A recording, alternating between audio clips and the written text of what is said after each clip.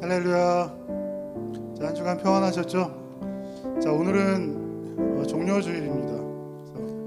그래서 예수님께서 예루살렘 입성하실 때 물론 이제 십자가 죽음을 앞두고 계셨지만 그래도 온 백성들이 호산나 호산나 하면서 예수님을 환영하던 그 모습들을 떠올리면서 오늘 예배와 찬양 한번 드려주시고, 이번 주간은 특별히 고난주간 특별 새벽기도회가 있습니다. 그러니까 바쁘고 힘든 시간 중이지만 참석하셔서 같이 은혜 나누고 서로 격려하고 예수님의 우리를 위해서 걸어가신 모든 행적들을 다시 한번 돌아보면서 내 삶을 새롭게 다짐하는 그런 시간 삼았으면 좋을 것 같습니다. 오늘 종려주일 찬양 당신은 영광의 여왕 예수의 이름으로 두 곡 찬양하면서 예배 가운데 나아가도록 하겠습니다. 당신은 영광의 여왕, 당신은 영광의 왕,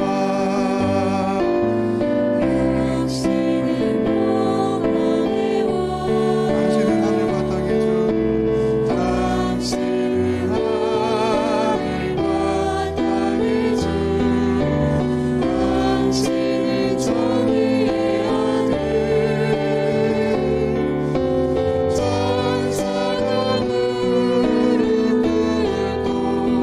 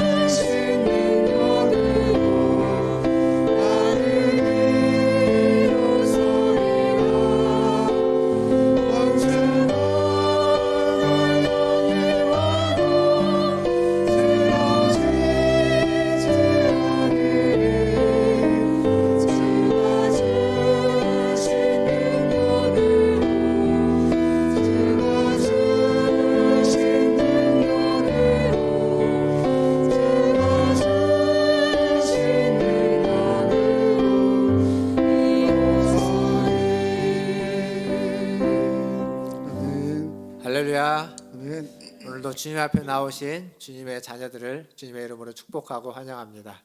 오늘 멀리서 또 우리 문대원 집사님, 김민숙 권사님 오셨습니다. 예. 하나님께서 또 여러분들 한 주간도 지켜주신 줄 알고 또 오늘 또 예배 가운데 신령과 진정으로 하나님 앞에 예배하며 나아가시기를 바라겠습니다. 오늘은 종려주일입니다. 주님이 예루살렘에 입성하시는 것을 환영하면서 또 축하하면서 또 하나님께 감사하는 그러한 오늘 이 예배 시간 되기를 바라겠습니다. 다 함께 일어나셔서 찬양하심으로 주일 2부 예배를 하나님께 드리겠습니다.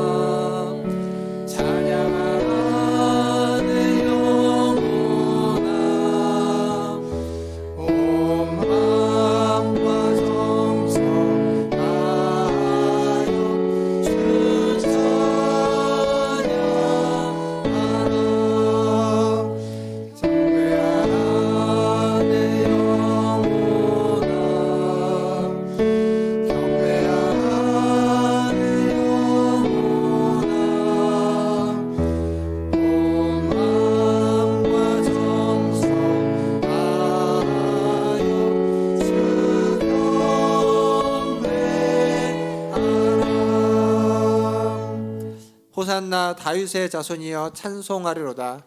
주의 이름으로 오시는 이여 가장 높은 곳에서 호산나 하더라. 아멘. 주의 이름으로 오시는 주님, 이 시간 이 예배의 자리에도 오셔서 우리의 찬양을 받으시고 우리의 기도를 들으시며 우리의 예배를 기뻐 받아 주시옵소서. 또한 임재하셔서 우리에게 말씀하시고 우리가 그 말씀을 듣고 마음에 새기며 그 말씀에 따라 순종하며 살아가게 하시고 더욱 주님을 믿고 더욱 주님을 신뢰하며 주님과 함께 살아가는 우리 모든 성도들 되게 하여 주옵소서. 예배 시종을 주님께 의탁하며 우리 구주 예수님의 이름으로 기도하옵나이다. 아멘. 다 함께 사도신경으로 신앙을 고백하겠습니다. 전능하사 천지를 만드신 하나님 아버지를 내가 믿사오며 그 외아들 우리 주 예수 그리스도를 믿사오니 이는 성령으로 잉태하사 동정녀 마리아에게 나시고 본디오 빌라도에게 고난을 받으사 십자가에 못 박혀 죽으시고 장사한 지 사흘 만에 죽은 자 가운데서 다시 살아나시며 하늘에 오르사 전능하신 하나님 우편에 앉아 계시다가 저리로서 산자와 죽은 자를 심판하러 오시리라. 성령을 믿사오며 거룩한 공회와 성도가 서로 교통하는 것과 죄를 사하여 주시는 것과 몸이 다시 사는 것과 영원히 사는 것을 믿사옵나이다. 아멘. 다 함께 앉으셔서 찬양하신 후에 우리 최한필 장로님 나오셔서 기도해 주시겠습니다.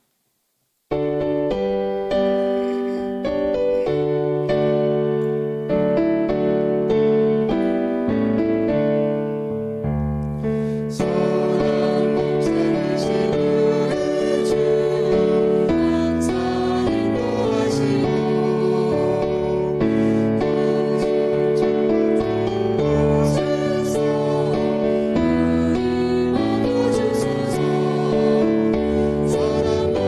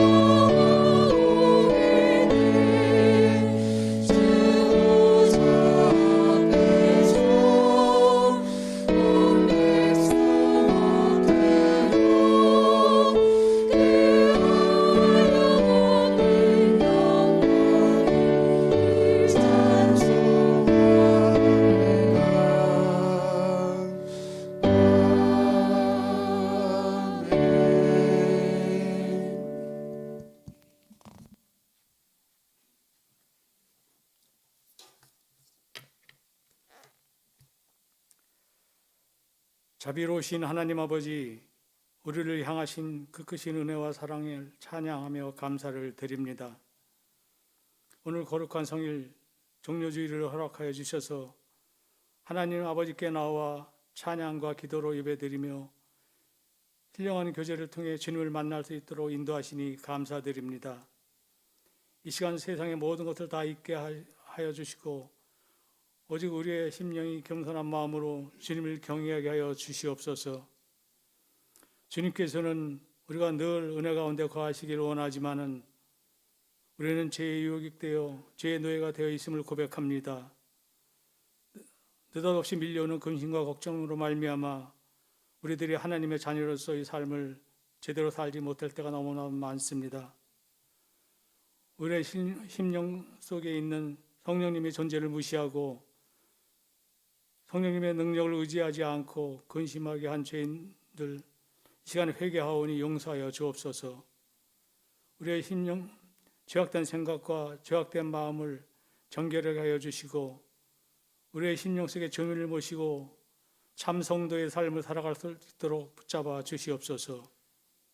늘 구하는 이상으로 채워주시는 하나님 아버지, 하나님의 계획하신 뜻과 은혜 주님께서 끝까지 저희들과 함께해 주시길 간절히 바라고 원합니다.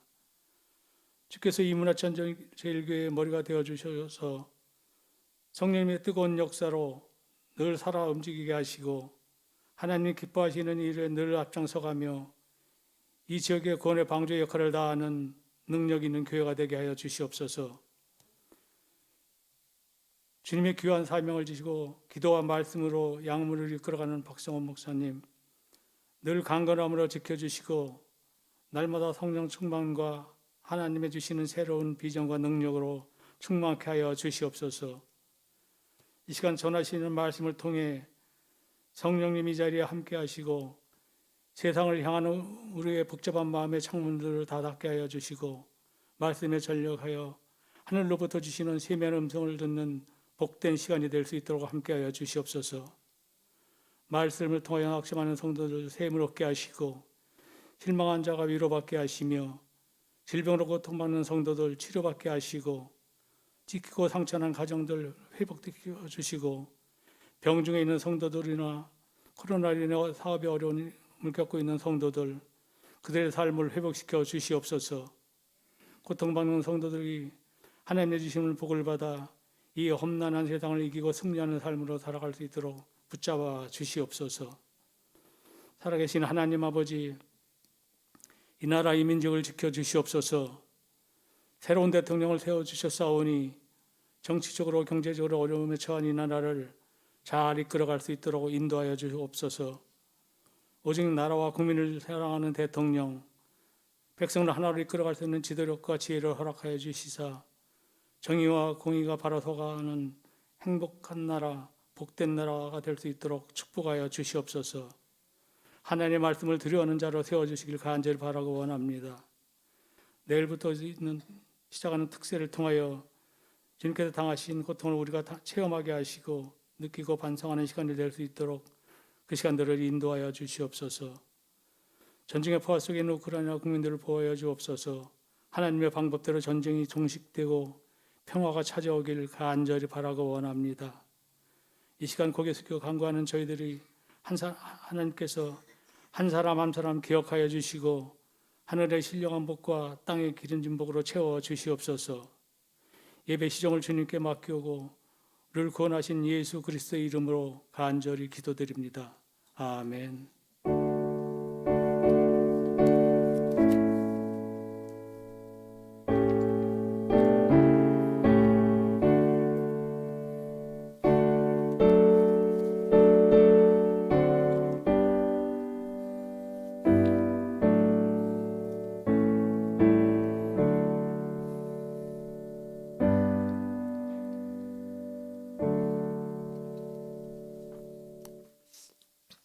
교회 소식 전해드리겠습니다. 오늘 예배 가운데 오신 성도님들을 환영하고 축복합니다. 우리가 계속 이렇게 함께 예배드릴 수 있도록 예배를 위해서 또 기도해 주시고 코로나 확산이 속히 끝나도록 기도해 주시고 더 나아가서 전쟁을 위해서도 기도해 주시면서 나아가길 바라겠습니다. 공동체 성경 통독이 이번 주에는 1장에서 사무엘상 1장에서 31장까지 있습니다. 지난번에 뭐였죠? 우리 줌으로 통독하시는 분들 잠깐 만나서 통독했던 은혜를 좀 나눴는데, 제가 지난주에 말씀드렸죠. 그 줌에서 못 왔던, 줌에서 만나지 못하셨던 분들은 오늘 예배가 마치고 12시 10분에 지하에 있는 유초동부실에 가시면 이제 지난번에 못 나눴던 통독 나눔 모임을 거기에서 좀 간단하게 또 진행을 하려고 합니다. 그래서 통독하시는 분들은 예배 마치시고 잠깐이니까 밑에 내려가셔서 함께 통독하셨던 그 은혜를 나누는 시간을 가지시면 좋을 것 같습니다. 고난주간 부활주일 행사 안내입니다. 내일부터 특별 새벽기도회가 5시 30분에 본당에서 금요일까지 진행이 됩니다. 그리고 성금요예배가 또 금요일 오후 8시 반에 본당에서 있고요. 그리고 부활주일 새벽 예배가 있습니다. 5시 30분에 본당에서 부활주일 새벽 예배 드리고, 그 부활주일 예배는 성찬식이 있습니다. 한 주 동안 고난주간 주님을 묵상하면서 성찬식 준비도 잘 해주시기를 바라겠습니다. 더불어서 한 가지 좀 추가적으로 광고 드리고 싶은 건, 새벽 기도에 다 오시면 조그마한 선물도 드립니다. 지금 받으신 여기 이게 이제 지금 부수가 부족할 거예요. 조금 더 갖다 놨을 텐데 못 받으신 분들은 새벽에 내일 오시면 있습니다. 요 밑에 이제 출석부가 있잖아요. 여기다 스티커 다 붙여주면은 다음 주일에 작지만 꼭 좋은 선물을 하나 준비해 드리겠습니다. 선물이 있어야 좀 더 열심히 올 수 있는 동기부여가 되죠. 그리고 또 하나는 다음 주에 저희가 이제 부활절 헌금, 주보에 보시면 부활절 헌금 봉투가 있는데, 부활절 헌금을 해주시면 그동안 그 헌금이 이제 교회 재정에 아주 요긴하게 여러분의 헌금이 사용되어졌습니다. 네, 장로님들하고 의논을 해서 올해는 그 헌금을 조금 더 의미 있는 일에 쓰자라고 해서 그 어게인이라고 비영리 단체인데요. 위기 청소년과 미혼모들을 돕는 단체가 있습니다. 거기에서 그 단체에 좀 후원을 하려고 하는데, 이게 그 단체 홈페이지 얘기인데 제가 여기 이제 몇 가지 좀 읽어드리면, 소년의 눈물을 닦아주신 그대로 인해 세상은 조금 더 따뜻해졌습니다. 위기 청소년과 어린 미혼모에게는 없는 게 많습니다. 엄마도 없고 아빠도 없고 엄마 아빠 모두 없거나 설령 있더라도 없는 것보다 못하거나, 부모가 없고 집도 없고 돈도 없는 것보다 꿈과 희망마저 없는 경우가 더 많습니다. 어게인의 사명은 위기에 처한 소년들에게 밥을 주고 일자리를 주면서 그들이 꿈과 희망을 품도록 하는 것입니다. 이런 활동을 하는 단체에 여러분들이 부활절 헌금을 해주시면 많은 힘이 될 것 같습니다. 그래서 그 헌금을 모아서 이 단체에 좀 기부를 하려고 합니다. 여러분의 이름으로.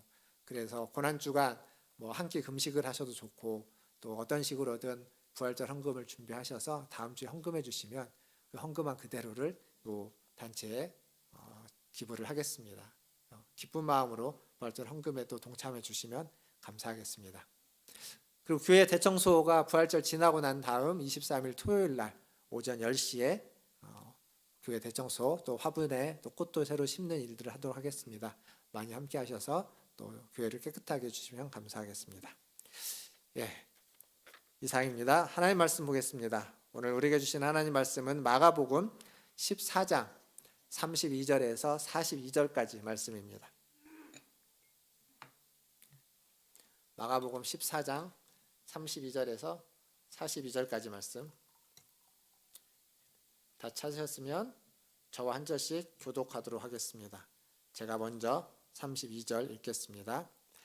그들이 겟세마네라 하는 곳에 이르매 예수께서 제자들에게 이르시되 내가 기도할 동안에 너희는 여기 앉아 있으라 하시고, 베드로와 야고보와 요한을 내리고 말씀하시되 내 마음이 심히 고민하여 죽게 되었으니 너희는 여기 머물러 깨어 있으라 하시고, 조금 나아가사 이때가 자기에게서 지나가기를 구하여 이르시되 아빠 아버지여, 아버지께는 모든 것이 가능하오니 이 잔을 내게서 옮기시옵소서. 그러나 나의 원대로 마시옵고 아버지의 원대로 하옵소서 하시고, 돌아오사 제자들이 자는 것을 보시고 베드로에게 말씀하시되 시몬아 자느냐, 내가 1시간도 깨어 있을 수 없더냐.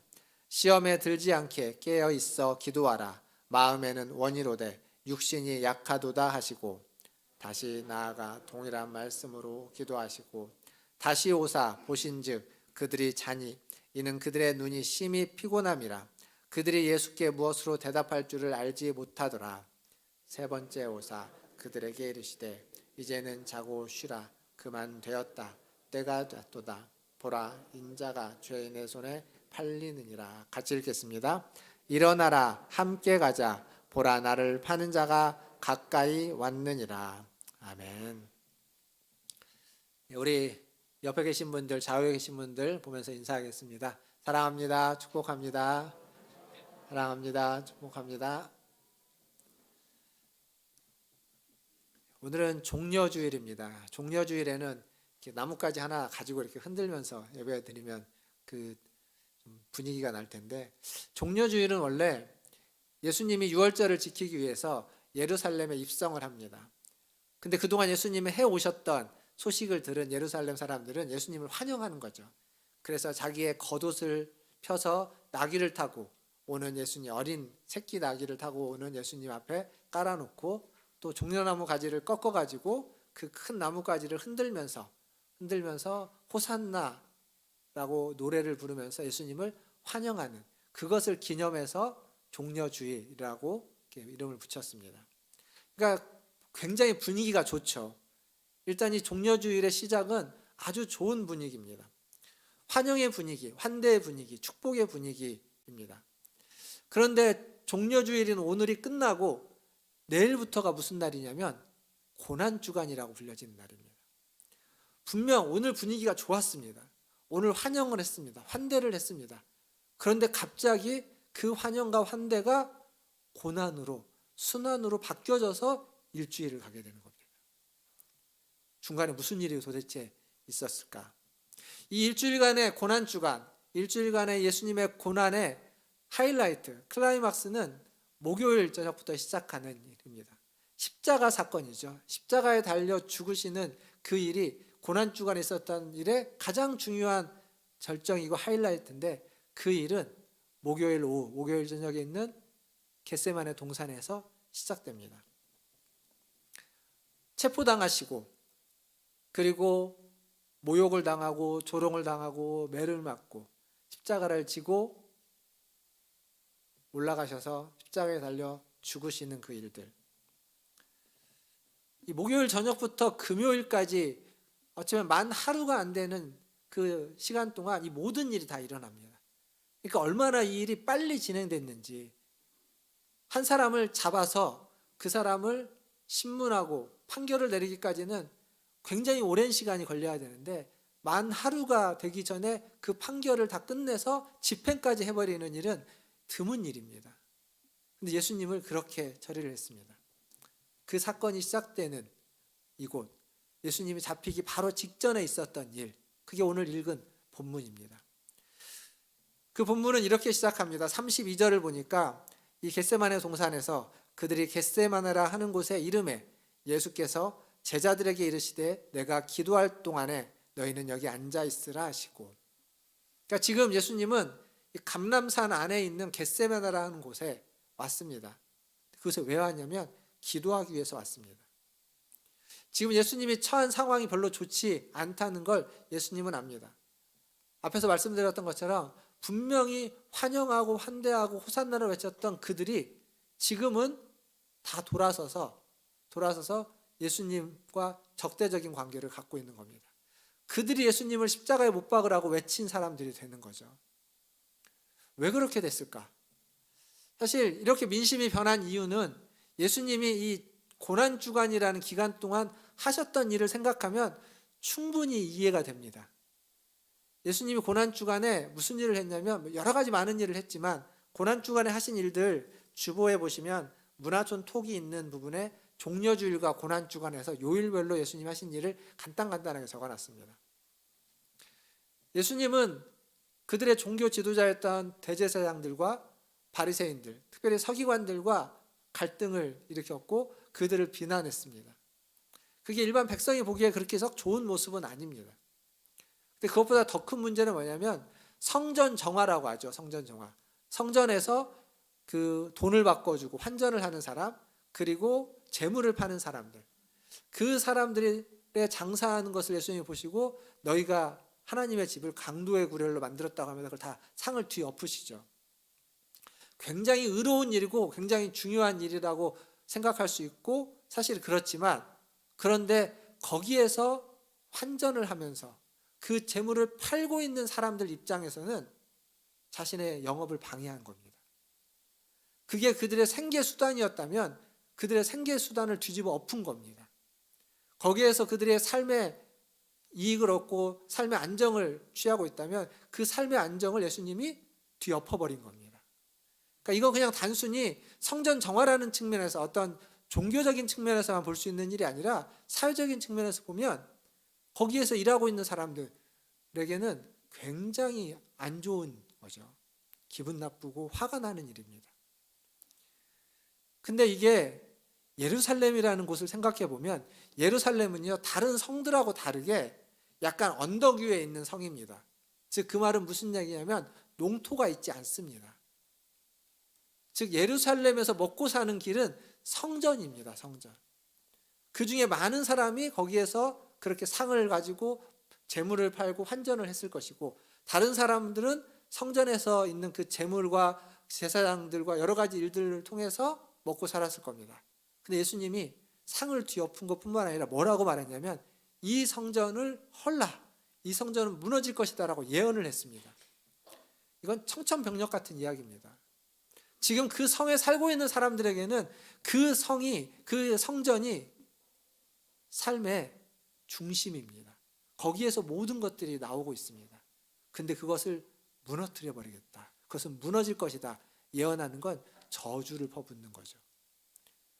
그러니까 민심이 돌아서서 그렇게 환영하던, 호산나라고 외치면서 환대하던 그들이 예수님을 십자가에 못 박으라고 외쳤던 이 외침으로 바뀌는 건 순식간의 일입니다. 채 며칠이 되지 않아서 일어난 일이죠. 충분히 이해할 수도 있습니다. 원래부터 지도자들하고는 사이가 좋지 않았죠. 우리가 읽었던 마가복음 14장 1절을 보면 이렇게 적혀져 있습니다.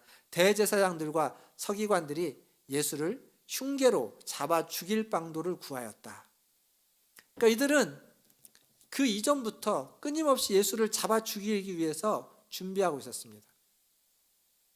잡아 죽일 방도를 찾고 있었습니다.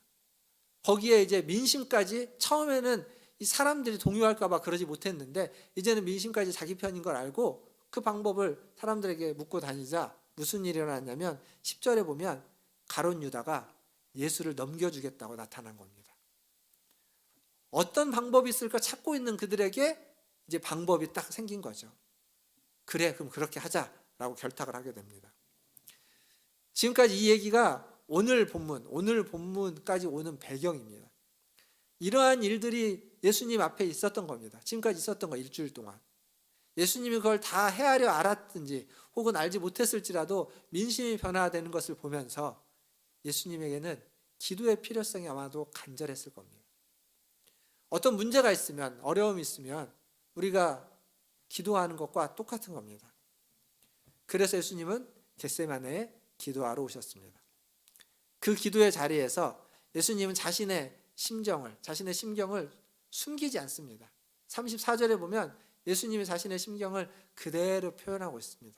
같이 한번 읽어볼까요? 마가복음 14장 34절 같이 한번 읽어보겠습니다. 시작. 말씀하시되 내 마음이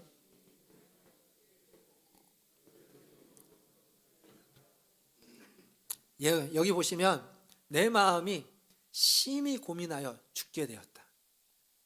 내가 죽을 것 같다는 겁니다.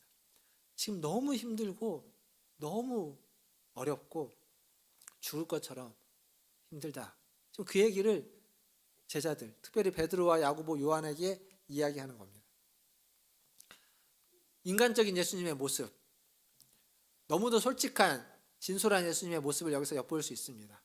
그런데 또 다르게 보면 너무 나약한 인간의 모습을 볼 수 있습니다.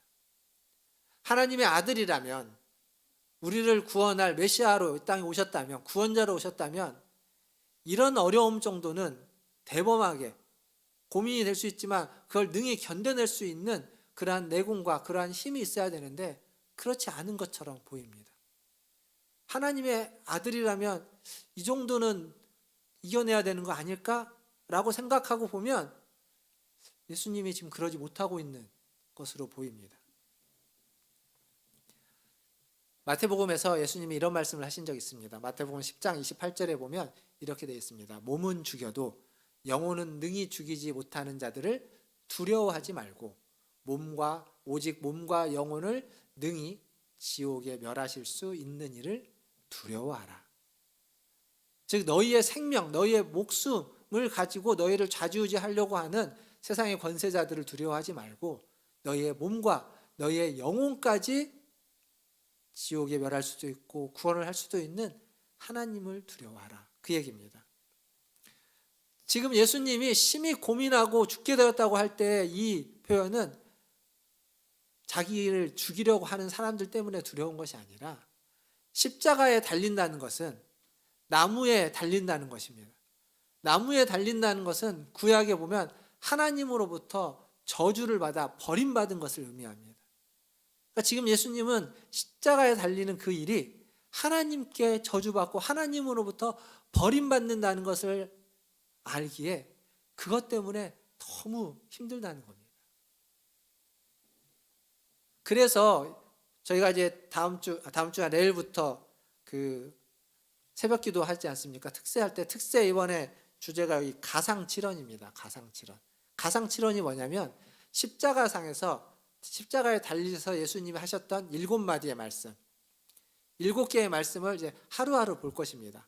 월요일부터 금요일까지 새벽에 보고 수요일 날도 한 말씀 보고 금요일 날 성금요 예배 때에도 한 말씀 봐서 7개를 하루에 하나씩 한 예배에 한 번씩 볼 텐데 이 7개의 말씀 중에 4번째 말씀 가장 가운데에 있죠. 한 가운데에 있는 그 4번째 말씀이 뭐냐면 엘리 엘리 라마 사박단이라는 겁니다.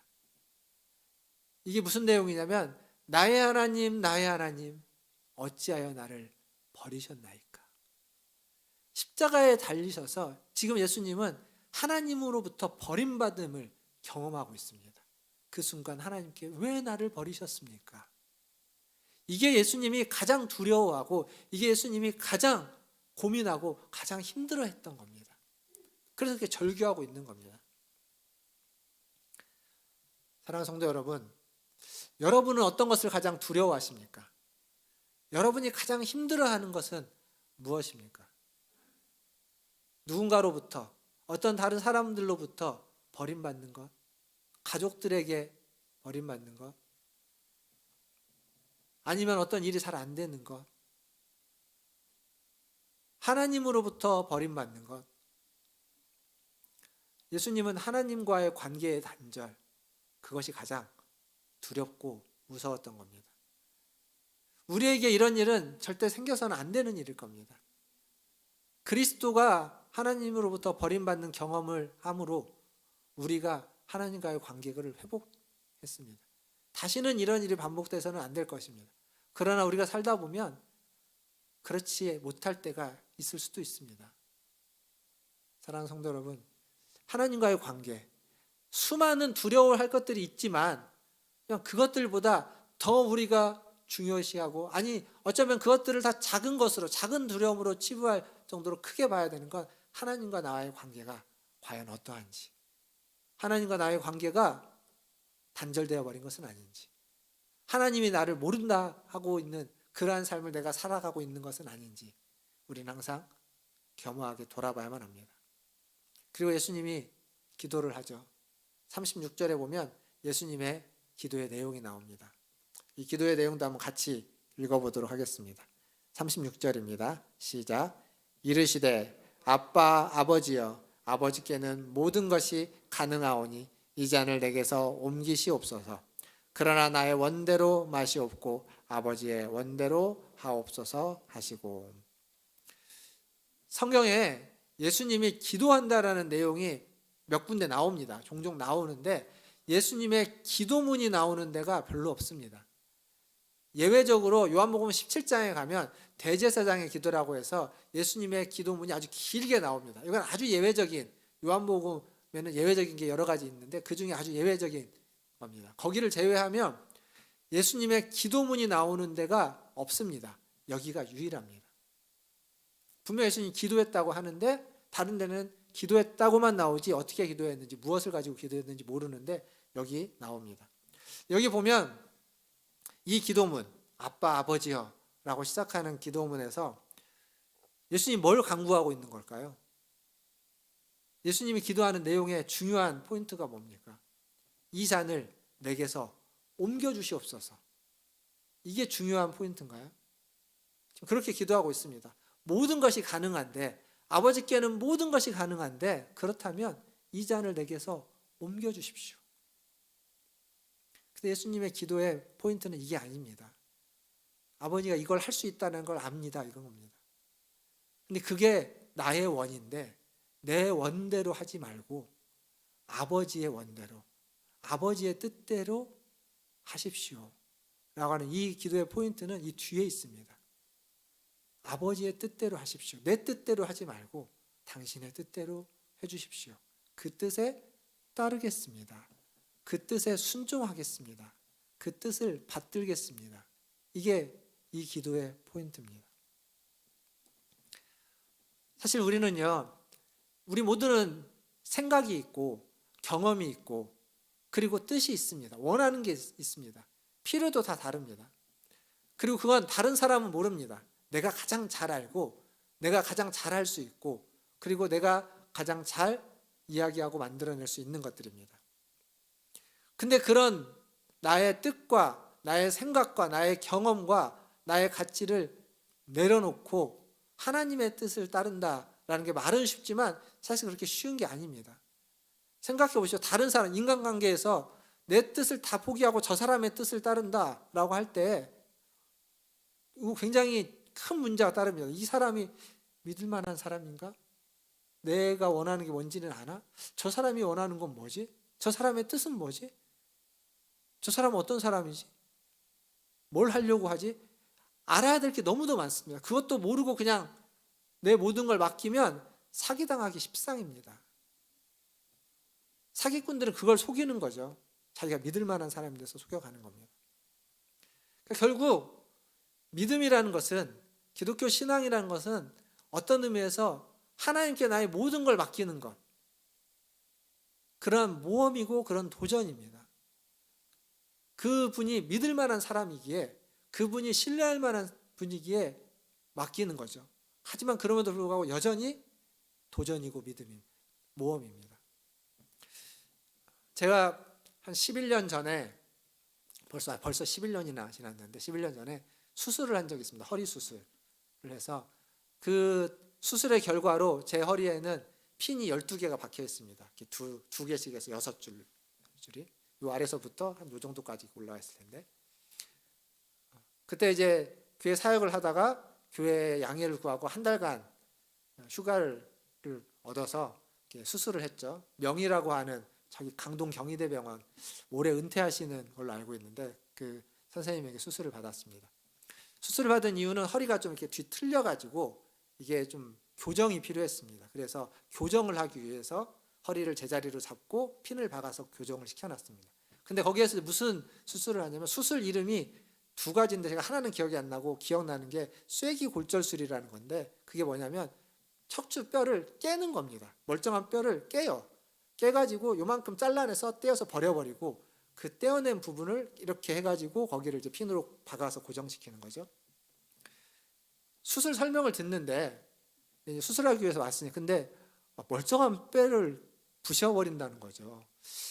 이래도 되나? 그냥 뼈를 이렇게 막 부셔가지고 버려도 되는 건가? 그런 생각이 들더라고요. 그러니까 제 생각으로는 이 수술하는 방식이 이게 무슨 기계도 아니고 나무도 아닌데 사람의 몸인데 뼈인데 이렇게 해도 되나라는 생각이 들 정도의 방식이었습니다.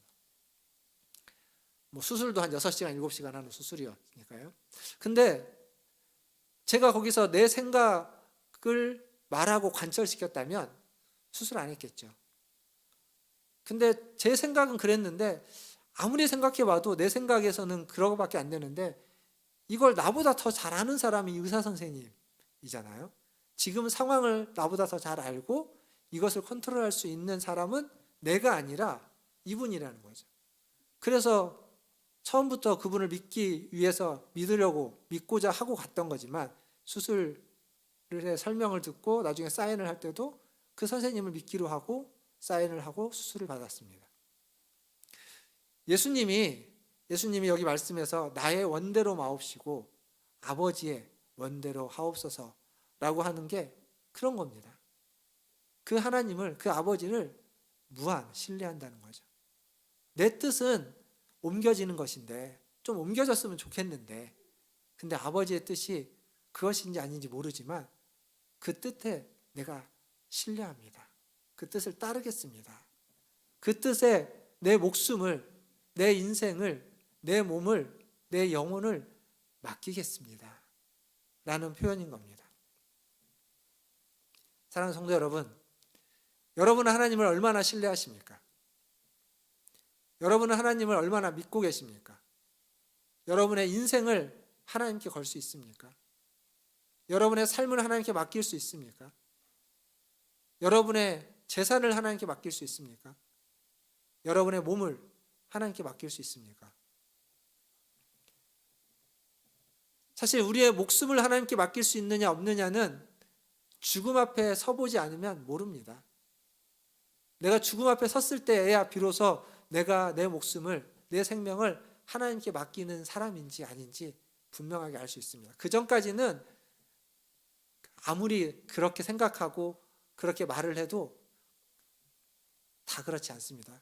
기억하실지 모르겠지만 제가 얼마 전에 아마 예화를 들으면서 그 순교자라는 책에 있었던 6.25 때 평양에서 목사들이 십자가와 성경을 찍고 집 밟으면서 신앙을 부인했던 그걸 보고 한 사람의 젊은 목사가 미치고 한 사람의 나이 든 목사만 유일하게 부인하지 않았던 그 일을 썼던 그건 이제 소설입니다. 소설인데 그 순교자라는 책에 대한 이야기 기억하시는지 모르겠죠. 제가 예화로 한번 말씀드린 적이 있습니다. 그 순간에 서보지 않으면 아무도 모르는 겁니다.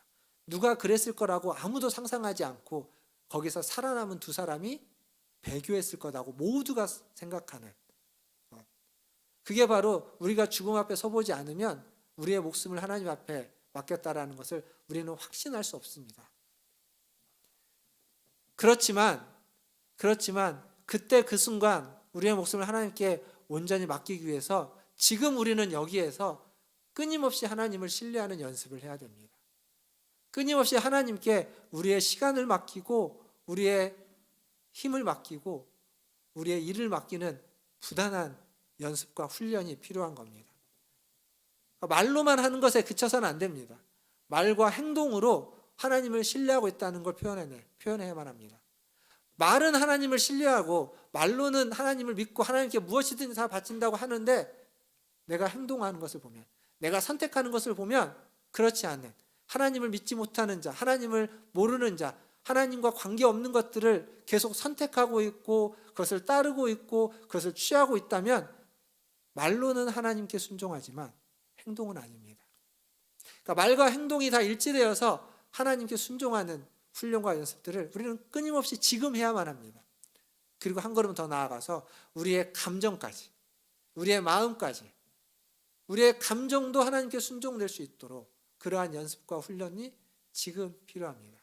그래야 그 마지막 그 순간에 하나님께 우리의 모든 것을 맡길 수 있는 그러한 선택을 하게 되는 겁니다. 사랑하는 성도 여러분, 여러분의 말과 여러분의 행동과 그리고 여러분의 감정까지 다 하나님께 맡겨드릴 수 있는, 하나님을 신뢰할 수 있는 그러한 훈련에 매진하시는 우리 문화촌제일교회 성도들 되시기를 주님의 이름으로 축원드립니다. 그런데요, 아무리 하나님을 신뢰해도 수술할 때 옆에서, 수술방에 들어가기 전에 옆에서 손잡아주는 사람이 필요합니다. 그리고 수술받고 나와서 회복될 때 간호해주는 사람이 필요합니다. 아무리 내 목숨이 하나님께 맡겼기에 죽는 게 두렵지 않아도 그 죽음의 과정을 겪는 동안 옆에서 누군가 있어주고 말동무해주고 손잡아줄 가족이, 친구가, 이웃들이 필요한 겁니다. 하나님을 신뢰하지 않아서가 아니라 하나님을 온전히 신뢰하고 그 하나님께 모든 걸 다 맡기지만, 그렇지만 그 과정, 그 길을 걸어가는 동안 함께 해줄 사람이 필요한 겁니다. 지금 예수님에게는 그게 바로 제자들이었습니다. 그래서 예수님은 제자들을 데리고 겟세마네로 갔고, 거기에서 베드로, 야고보, 요한을 데리고 조금 더 가서 자기가 기도하는 모습을 다 볼 수 있도록, 기도의 소리를 들을 수 있도록, 땀방울이 핏방울이 되는 것처럼 기도하는 그 모습을 볼 수 있도록 깨어 있으라고 하고 가서 기도를 했습니다. 근데 어떻게 됐죠? 자고 있었습니다. 심히 고민하여 죽게 되었다. 나를 좀 위해서 제발 좀 기도해 달라 라고 부탁하고 보이는 데 가서 소리가 들리게끔 그 엎드려서 기도하고 있는데, 그걸 쳐다만 봐도 예수님이 갑자기 왜 저럴까라는 생각이 들을 만한 상황인데도 불구하고 제자들은 이렇게 표현해야 딱 맞을 것 같습니다. 자고 있었습니다. 딱 그런 겁니다. 지금 자고 있는 겁니다. 한 번도 아니고 예수님이 와서 깨웁니다. 한 번 깨우고 또 깨웁니다. 또 깨우고, 그리고 부탁하는 거죠. 내가 마음이 원인데 육신이 약하기 때문에 자고 있구나. 그러나 일어나라. 제발 나를 중에서 기도해 달라 하고 깨웁니다. 근데 갔다 오면 또 자고 있습니다. 갔다 오면 또 자고 있습니다. 이게 주님을 따르고 있는 제자들의 실존입니다. 제자들의 모습입니다. 그리고 어쩌면 이게 지금 주님을 믿고 따르고 있는 우리들의 모습일지도 모릅니다. 주님이 깨워서 기도하라고 이야기하는데 깨워서 기도하지 못하고 있는 우리의 모습, 피곤에 지쳐서 깨어있지 못한 우리의 모습, 잠에 취해서 어쩔 줄 몰라 하는 우리의 모습, 제자들의 모습과 똑같은 우리의 모습. 그런 우리에게 주님이 마지막 말씀을 하시죠. 41절과 42절입니다. 세 번째로 오셔서 말씀하십니다. 같이 읽어보겠습니다. 41절. 세 번째 오사 그들에게 이르시되 이제는 자고 쉬라. 그만 되었다. 때가 왔도다. 보라, 인자가 죄인의 손에 팔리느니라. 일어나라. 함께 가자. 보라, 나를 파는 자가 가까이 왔느니라. 이제는 되었다는 겁니다. 이제는 쉬어라. 그렇게 이야기하고 있습니다. 그리고 마지막 말씀 42절에 동사 3개를 연달아 이야기하고 있죠. 일어나라, 함께 가자, 그리고 보라. 이렇게 이야기합니다. 지금 제자들은 비몽사몽입니다. 피곤에 쩔어 있습니다. 부탁을 해도 깨어나지 못합니다. 왜냐하면 그들의 일상이 피곤하기 때문입니다. 그들의 삶이 피곤하기 때문입니다. 어쩌면 그들의 삶에, 그들의 일상에서 모든 게 너무 과했기 때문일지도 모릅니다. 마치 우리의 삶에서 우리가 보통 과잉되다고 이야기하죠. 너무 많은 것들을 행하기 때문에 우리도 피곤한지 모르겠습니다. 현대인은 사실 굉장히 해야 될 게 너무 많습니다. 그래서 그것들을 다 하려면 몸이 10개여도 부족할 겁니다. 그러니까 항상 과하게 무엇인가를 하고 있고 항상 피곤하고 항상 지치고 항상 힘듭니다. 코로나 때문에 어떤 면에서는 코로나 때문에 할 수 있는 일이 없었을 때, 이렇게 밖에 외출이 좀 절제되고 금지되었을 때, 그때 아마 결핍이라는 걸 좀 느껴봤을 겁니다. 이거 해야 되는데 못하네. 어떻게 하지? 근데 그거 안 해도 별로 큰 일이 그렇게 일어나진 않았습니다. 근데 반대로 그 일은 그렇지만 이 외출을 못하면서 내부적으로 있으면서 또 새로운 과잉이 생겼죠. 그게 뭐냐면 택배로 뭐 물건을 받는 거, 배달시키는 거, 그리고 집에서 TV를 보고 핸드폰을 가지고 영상을 보고 하는 이 일들이 이전보다 더 과하게 많아졌습니다. 그러니까 현대 사회는 무엇이 됐든 계속 과잉된 사회입니다. 넘쳐나는 사회예요. 올해 생각해 보시면 올해 얼마 전에 대선이 있었죠. 그리고 6월 1일 날은 지방선거가 있습니다. 그래서 지금 대선 전부터 시작해서 지금 계속 정치 얘기가 끊임없이 너무 과하게 많이 언론에서 이야기하고 있습니다. 사실 정치 얘기는요, 신문 기사가 안 되는 게 제일 좋습니다. 그래야 정치를 잘하는 겁니다.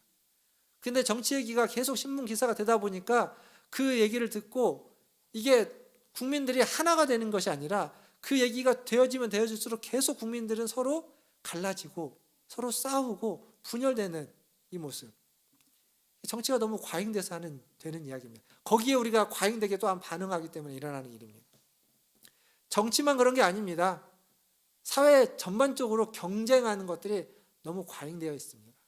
학생들은 공부로, 직장인들은 일로, 사업하는 사람은 사업의 성공으로, 조금 더 많이, 조금 더 높이, 조금 더 풍성하게, 조금 더 편리하게 끊임없이 경쟁하고 끊임없이 그 경쟁을 좀 더 조금 더 하고 있습니다. 그러다 보니까 과잉되게 그것을 하다 보니까 정말로 중요한 일, 우리의 목숨을 걸고 우리의 인생을 걸고 우리가 마지막에 섰을 때 꼭 해놔야만 하는 정말로 중요한 일에 관심을 가질 수 있는 시간이 없습니다. 여유가 없습니다. 그래서 그게 뒤로 밀려지는 겁니다. 지금 주님은 일상의 피곤에 쩌들어서 과잉된 그들에게 일어나라, 그 자리에서 이제 일어나라, 거기에서 일어나라 라고 손잡고 뭐라고 얘기하냐면 나와 함께 가자 라고 하는 거예요. 나와 함께 가자. 이제 거기에서 일어나서 나와 함께 가자. 함께 가자라는 이 말은 기독교의 본질이 무엇인지를 잘 보여주는 표현입니다. 기독교의 본질은 예수 믿고 구원받는 게 아닙니다. 천국 가는 게 아닙니다. 복 받는 게 아닙니다. 기독교의 본질은 예수 믿어서 그분과 함께 사는 겁니다. 그게 천국인 겁니다. 하나님과 함께 사는 겁니다. 그리고 그분을 닮아가는 것.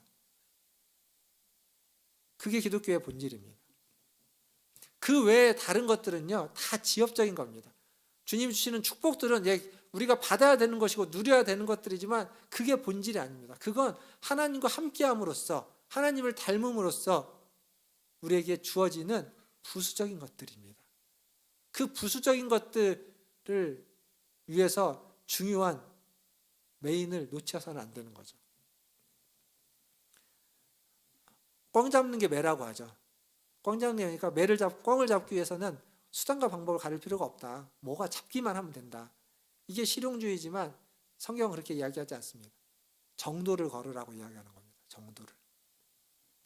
지쳐 쓰러져 있는 제자들에게 이제 일어나라, 나와 함께 가자라고 하는 거죠. 그 주님의 손을 잡고 그 주님과 함께 걸어가야만 하는 겁니다. 근데 이제 그리고 이어지는 마지막 말이 보라였습니다. 보라. 근데 이 보라는 뭘 보라는 거냐면 우리가 읽었던 말씀 42절 뒤에 부분에 나를 파는 자가 가까이 왔다.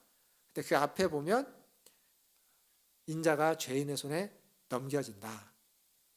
그러니까 나를 잡아갈 자, 죄인들, 내가 팔려갈 때가 됐다. 이건 약간의 충격요법입니다. 지금 앞에 보면 예수님이 자기가 이제 팔려간다고 할 때 베드로가 절대 그럴 수 없습니다. 내가 다 맡겠습니다라고 했죠. 근데 이들에게, 자고 있는 이들에게 저기 나를 잡아갈 자, 나를 판 자가 온다라고 하면 깜짝 놀라 일어날 수 있기 때문에 그렇게 부르는 겁니다. 어쨌거나 이 말씀을 통해서 우리가 알아야 되는 건 예수님이 팔려가죠. 예수님이 붙잡혀 갑니다. 어디로? 사내들인으로. 그리고 로마의 총독 앞에. 사내들인은 지금으로 이야기하면 법원 같은 데입니다. 근데 법원 중에 대법원처럼 가장 최고의 법원입니다. 그리고 그들은 스스로 하나님의 정의와 공의를 실천하고 있고 그것을 기준으로 판단을 내린다고 생각하고 있습니다. 근데 이들이 붙잡혀온 예수에 대해서 뭐라고 판단하냐면 신성모독을 했다고 판단하죠. 잘못 판단한 겁니다. 왜곡해버리는 겁니다.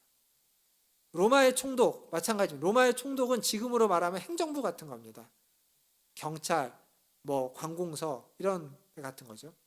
그들은 국가를 지키기 위해서 국가의 정의와 국가의 공의를 실천하는 사람들입니다. 그런데 이들도 잘못 판단합니다. 빌라도가 그러죠. 예수가 죄가 없다는 걸 압니다. 무죄하다는 걸 압니다. 헤롯도 무죄하다는 걸 압니다. 근데 그 예수를 십자가에 달려 죽도록 내어줍니다. 공의와 정의를 제대로 쓰고 있지 않습니다. 이 모든 게 지금 이 짧은 시간 예수님이 붙잡혀 갈 때 다 드러나 버리는 거죠. 지금 우리가 살고 있는 시대는 그 어느 시대보다 최고의 시대를 우리는 살고 있습니다. 그렇게 생각하십니까? 여러분이 가지고 있는 핸드폰을 포함해서 우리가 누리고 있는 많은 것들이 몇십 년 전에는 그냥 애들 만화에서 나왔던 일들입니다. 상상할 수 없었던 일들. 근데 그것들을 우리는 지금 다 경험하고 누리고 최고의 시대를 살고 있습니다. 최고의 기술, 최고의 정보, 최고의 어떤 IT를 다 누리면서 살고 있습니다. 그런데 사람이 변하지 않습니다. 분명 세상은 다 변했는데 사람은 그렇게 잘 안 변합니다. 사람의 폭력성은 여전히 있어서 다른 나라를 침공하기도 하고 사람들을 죽이는 겁니다. 다른 나라를 침공해도 전쟁을 해도 룰이라는 게 있습니다. 전쟁에도 룰이 있어, 국제적인 룰이 있어서 절대 민간인들을 학살하지 않고 민간인 있는 곳에서는 싸우지 않습니다. 그래서 사실 시가전 자체는 해서는 안 되는 일입니다. 근데 전쟁이 생기면 그 모든 룰을 파괴해버립니다. 민간인 학살, 지금도 논란이 됐던 그 일들, 그건 우리 안에 사람이 안 변한 그 폭력성이 그 안에서 그대로 기회가 되니까 나타나는 일입니다. 나와 생각이 다르고 나와 의견이 다른 사람들을 극단적으로 대하는 사람들이 있습니다. 왜 그럴까요? 우리 안에 죄가 내재되어 있기 때문에 그 죄가 어느 순간 드러나는 겁니다. 폭력으로.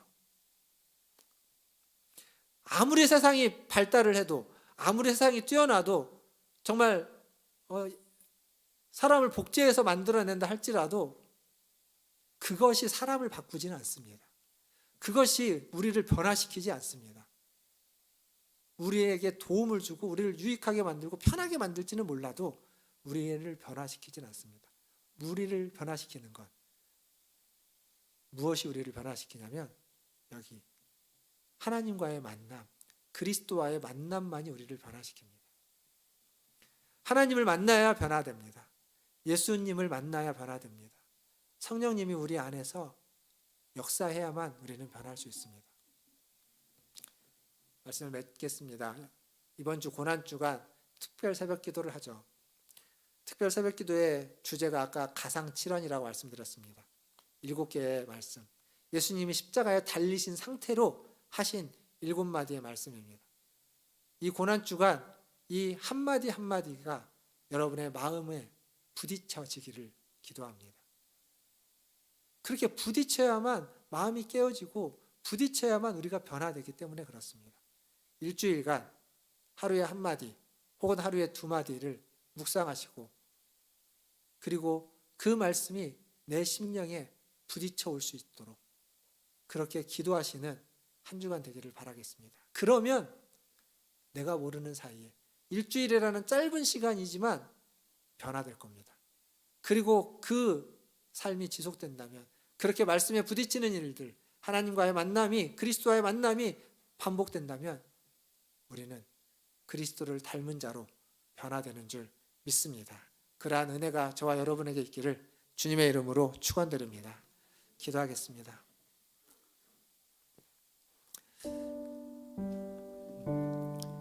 기도하실 때 말씀을 생각하시며 기도하면 좋겠습니다. 종려주일 주님을 환대했지만 곧 고난의 자리로 그 십자가에 달려 행하시는 7마디의 그 유언의 말씀들, 그 말씀들이 나의 마음에 새겨지고 나를 변화시키고 나를 새롭게 하는 그러한 말씀이 될 수 있기를 위해서 기도하시고 그렇게 이 한 주간 하나님 앞에 나아오는, 하나님 앞에 기도하는 내가 되게 해달라고 우리 같이 한 목소리로 기도하며 나가겠습니다. 기도하겠습니다.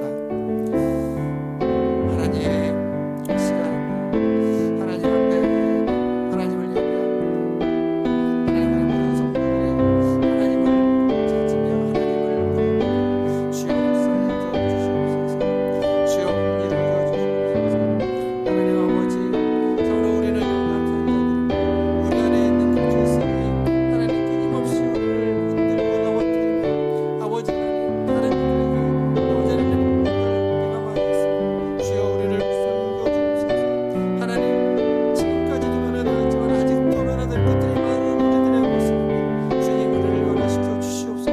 주님 우리를 새롭게 하여 주옵소서. 주의 말씀을 통하여서 아버지 하나님 그 십자가에서 하신 일곱 가지 말씀을 통하여서 하나님 한 주간 주님 앞에 나와 하나님 부딪힘이 있게 해주시고 주님 앞에 나와 아버지 깨어짐이 있게 해주시고 우리의 교만함이 아버지 하나님 우리의 굳어진 마음이 하나님 부드러워지고 고와지며 하나님 앞에 주여 불쌍히 여겨주옵소서라고 기도하며 나갈 수 있는 하나님 그런 변화를 이룰 수 있는 우리 성도들에게 하여 주시옵소서. 지난날의 신앙이었다든지 지금의 신앙이었다든지 하나님 앞에 나올 수 있게 하시고 하나님을 만날 수 있게 해주시고 그리스도를 만나고 하나님과 만날 수 있는 놀라운 우리의 시간이 하나님 되게 하여 주옵소서. 하나님, 지금까지 우리의 신앙이 그리스도로 말미암아 하나님 은혜 받는 신앙이었던 것을 하나님 기억하고 감사를 드립니다. 아버지 하나님, 그 신앙이 있었기에 우리가 변했고 그 변함이 우리를 여기까지 이끌어 준 줄 압니다. 하나님, 그러나 이제 우리가 혹시 굳어져 있다면 하나님 이제 더 이상 변화되지 않고 있다면 주님 우리를 불쌍히 여겨 주시옵소서. 하나님, 이 고난주간 2022년에 이 고난주간 기도회를 통하여서 한 주간에 아버지 하나님 십자가에서 하신 일곱 마디의 말씀을 묵상하고 그 말씀을 붙잡고 기도하는 시간을 통하여서 다시 한번 우리에게 변화의 은혜가 있게 하여 주시고 하나님의 말씀이 우리의 마음에 새겨지게 하시고 우리의 영혼을 깨우게 하시고 우리의 삶을 하나님 우리의 행동을 우리의 모든 선택을 하나님이 기뻐하시는 말과 행동과 선택할 수 있는 자로 변화시켜주는 그러한 놀라운 은혜를 체험할 수 있게 하여 주시옵소서. 아버지 하나님, 하나님 앞에 나오기를 힘쓰게 하시고 하나님을 더욱 찾고 하나님을 더욱 부르는 우리 성도들 되게 하여 주시옵소서. 모든 것을 주님의 손에 의탁합니다. 주님께서 함께하여 주시고 주님께서 은혜 주시고 주님께서 다시 만나 주실 줄 믿고 감사드리며 예수님의 이름으로 기도하옵나이다. 아멘. 이 시간 찬송가 286장 찬양하시면서 준비하신 예물 하나님께 드리겠습니다.